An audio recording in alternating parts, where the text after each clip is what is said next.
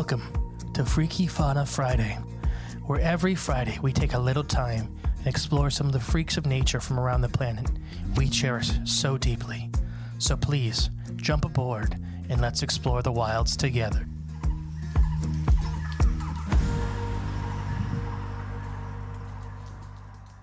Let's have some fun. This beat is sick. I want to take a ride on your disco bivalve. Bivalve? Ooh, disco bivalve? I'm the great powerful Mr. E. You flipped the script, and I'm Jay. And today, our animal comes from Conrad. Conrad? Conrad Thompson? No. Okay. Conrad on Instagram. He and him were talking about the electric clam. There's an electric clam? Mm-hmm. I didn't know. The bivalve. Also known as the disco clam. Disco clam, okay. I'm sure you've seen a picture of these guys. Maybe not their electrically charged display, and it's not real electricity. I'm gonna look up disco clam right now. I need a picture. Yeah. So they have a white shell, but they also have the tons of the red feeding tentacles that come out of their mouth. Yeah. They're bright, fiery red inside. They look like a clam with an anemone. Is that what you say? Yeah. Inside of it. So, and their lips glow and flash electric blue. Oh, wow. Okay, I see it here. Okay, yep. That is not real electricity. That is bioluminescence. Oh, okay. We're going to talk about, it's very weird for clams to have bioluminescence. Yeah, I wonder why, though. We'll get to there. Charnatidae alalis is also better known by its common name, the disco clam or the electric clam. It's a unique marine bivalve mollusk belonging to the family Lamiidae, almost spelled like Lima-day. Okay. Along with the rough file clam, it is one of only two bivalves known to emit flashing lights. And these can be found, or you can find these clams throughout the waters of central India and the Pacific Ocean. Scientists continue to debate the purpose of their flashy displays. So these guys flash a lot. Yeah, I got one showing you. And people put like electric noises behind it. Yeah, They don't. They are filter feeders. They have larvaic young. So basically their young swim through the water column before they settle down. Okay. They are very solitary. They can be found like in groups, but they're not really. Now, here's a really fun fact. You see this light display in their bright red color? Yeah. How do you think this animal defends itself from predators besides its shell? Defends itself? Mm-hmm. And it's not just the shell, huh? I said besides the shell. Right, yeah. I mean, shoot, I don't know. What would they do? They spray an acidic mucus that burns predators. Oh, so they don't... So that's a red tentacled clam that flashes blue electric lights on its lips that sprays acidic mucus that burns predators. In the water, huh? Mm-hmm. So it's... Mucus sticky. Yeah, like a chemical burn. Mm-hmm. Gosh, that's crazy. It's a little freaky fauna. Little freaky, yeah. I mean, it's a lot different than electric. Yeah. Yeah, they're definitely not electric. But even shocking nonetheless. They're mostly found in pretty much any coral reefs that are around. Funny enough, this involves an off-topic, like an off-recorded conversation. Their biggest threat right now is climate change, and they're trying to establish their populations. Because as the reefs are disappearing at faster rates, these guys are disappearing in the wild at an alarming rate. Let's save some and put them in a tank. They're in zoos and stuff like that. They're in special, like I seen this at Gatlinburg the Gatlinburg Aquarium. Yep, I've been there. Tank of them. Oh, nice. Okay. One like the glowfish tank. Now that I know. Yeah. You probably seen them and didn't know what they were because, it's dark in there. It's like a little dark room you go in and there's all these animals that light up at night, the dark. Yep, I know exactly what room you're talking about. So these are on the ground, and they're the ones that look like electricity's pulsing through the ground. Wow. But they are disappearing at a very alarming rate. Okay. They are the only species in their group. So they're one of a kind, basically. One of a kind. Yeah. Until relatively recently, they were the only bioluminescent clam ever discovered. Like I just talked about in the beginning, there's a file clam that does have some bioluminescence, but it's very limited compared to these guys. Yeah, these are pretty, I mean, they're on display. It's like something you'd find at Lowe's in the lighting section. These guys can actually crawl around at decent enough speeds, especially for bivalve, but they can also swim. Okay. They are omnivores. They, like I said, they're pretty much filter feeders, so whatever goes in there, they're going to try to eat. Mm-hmm. Their number one predator is mantis shrimp. Oh, the predator. Okay. Mantis shrimp punch and crack open their shells. Yeah, I've seen some videos of them. They're pretty nuts. But like I said, they're Indo-Pacific. Pretty much anywhere you go on a reef and you find a crack in a crevice, there's a chance you'll run into these guys. So now they'll burn you, right? Yeah, no. Or if their acid gets on you or keep in whatever? mind, these guys are like a couple inches wide. The Right. biggest ones on record are 4 inches wide.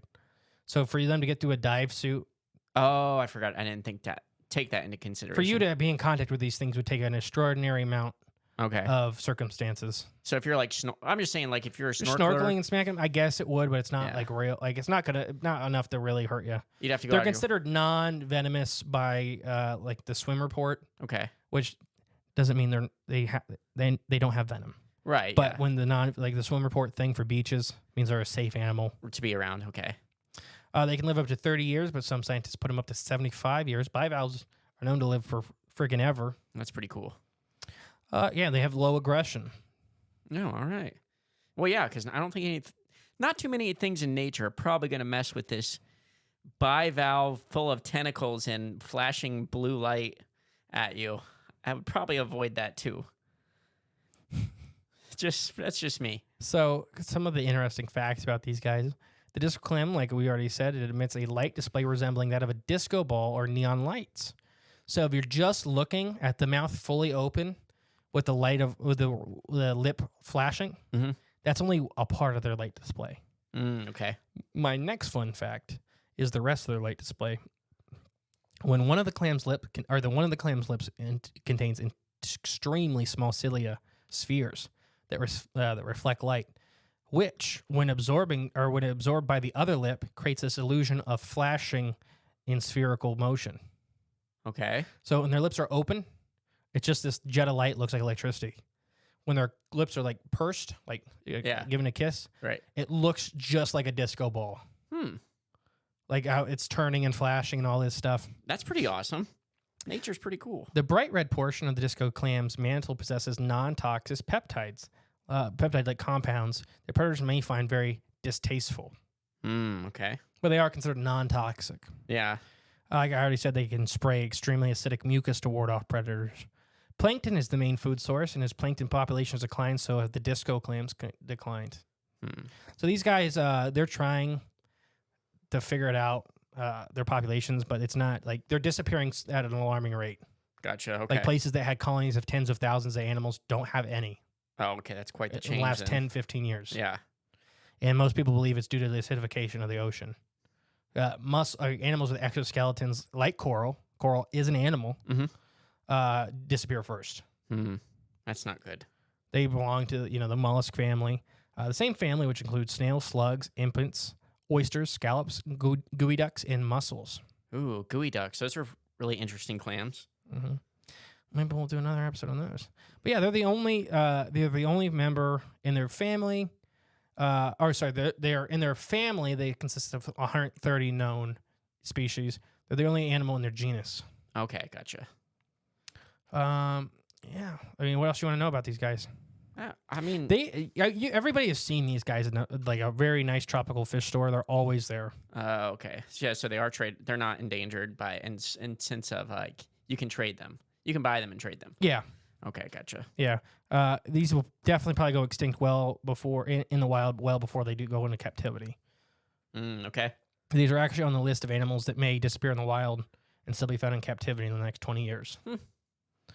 But yeah, a lot of animals eat these. Everything: fish, crustaceans, cephalopods, walkers, even other bivalves eat them. Oh wow. So this light display, yeah, contrary to popular belief, clams do have eyes. Yeah, that's true. If you look at scallops are a type of bivalve. They have really bright, visible eyes. Aren't they all along like the lip of their shell, kind of? These guys have very simple eyes comparatively. Yeah. But they do have eyes. Okay. So some people think it may be a communication method, but it's very doubted by a lot of other biologists because it's just so odd for any bivalve trying to communicate with another bivalve. Right, like saying hi. Very stationary and solitary animals. Right, exactly.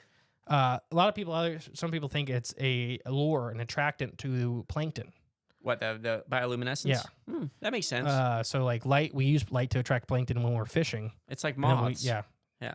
Well, so in fishing, like for squid or even when we fish for crappie, you put lights in the water, it attracts the plankton attracts small fish, and the small fish attract crappie or bigger fish. Right, exactly, yeah. And then, so they may be doing the same thing, except they're after the plankton.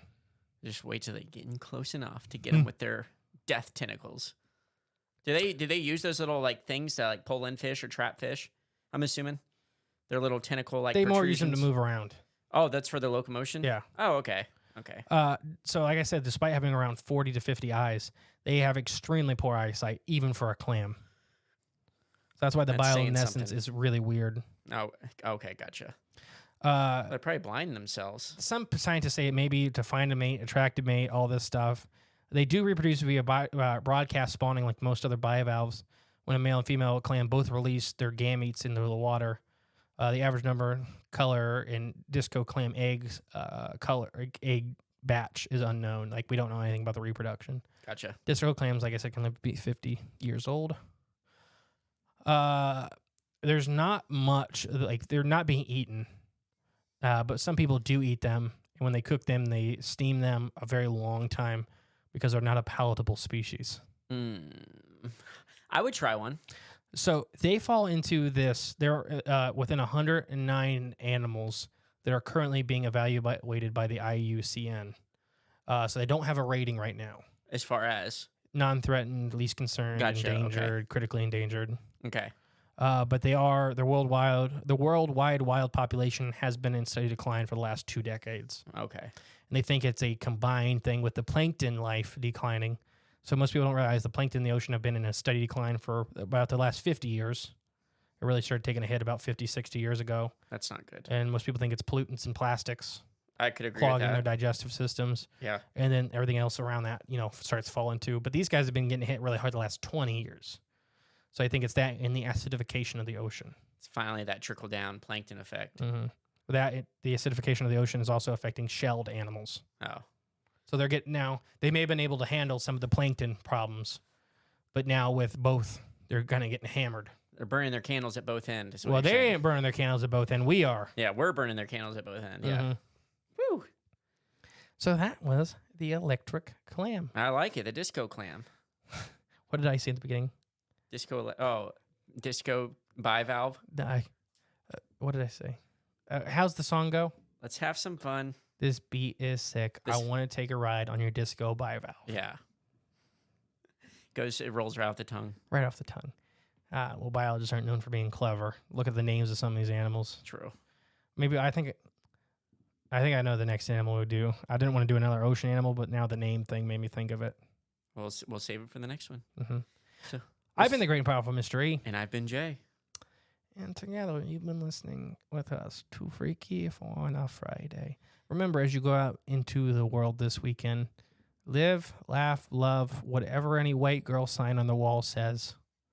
Just do it. Obey it. Obey. And we Consume. No, it's it's the end of August right now. So It's gonna be hot. Gearing up for the fall, Go tubing this weekend if you're able to. Get your time in the sun. Unless you're in Australia, I don't think that's a good idea. I know a lot of you guys are from Australia. Yeah, but you still go outside. I wonder if Europeans tube. Be careful for the bunyip.